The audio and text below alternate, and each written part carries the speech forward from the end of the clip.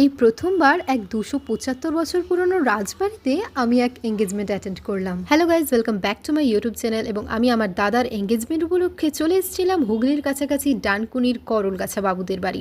তো আগের ভিডিওগুলোতে হিন্দিতে ভয়েস কভার দিয়েও আমি সেরকম ভিউজ পাইনি, তাই ভাবলাম এই কয়েকটিতে না হয় বাংলাতেই ভয়েস কভার দিই।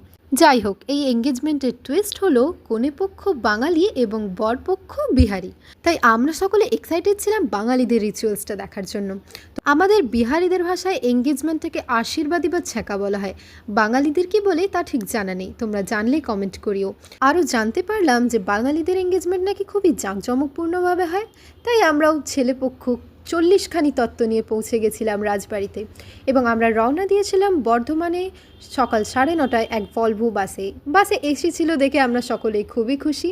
যাই হোক, কিছুটা সময় পেরোতে না পেরোতেই আমাদের সকলের হাতে এসে পৌঁছালো টিফিন, যে ব্যাগে বর এবং কনের নামও ছাপা ছিল।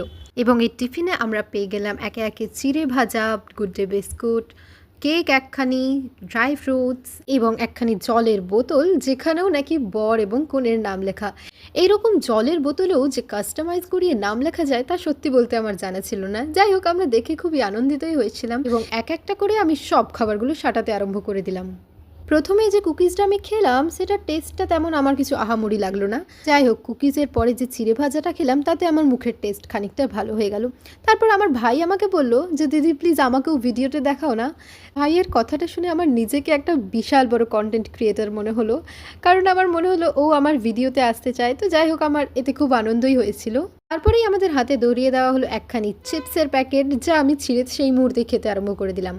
তারপর সবাই মিলে শুরু করে দিল গানের লড়াই খেলা। আমি যদিও খেলিনি গেমটা। যাই হোক, একটা মজার ভিডিও করেছিলাম, দাঁড়াও দেখাই তোমাদের।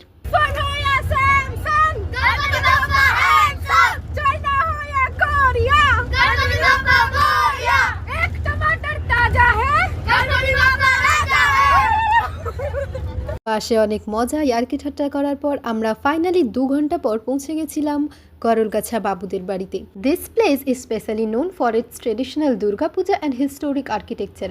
এবং এই স্থানটি নাকি এখন হেরিটেজ আখ্যায় ভূষিত হয়েছে। ভেতরের অ্যারেঞ্জমেন্ট দেখে আমরা সত্যি কথা বলতে খুবই স্যাটিসফাইড হয়েছিলাম। এবং যাওয়ার সাথে সাথেই তারা আমাদের ব্রেকফাস্টে দিয়ে দেয় কচুরি, ঘুগনি এবং একখানি লস্যি, যেটার ভিডিও আমার আর নেওয়া হয়নি, তো খেতে খুবই টেস্টি ছিল। তো আমরা মোট 40খানি তত্ত্ব নিয়ে এসছিলাম। পরের পার্টগুলো যদি তোমরা দেখতে চাও তাহলে চ্যানেলটিকে সাবস্ক্রাইব করতে ভুলো না। টাটা।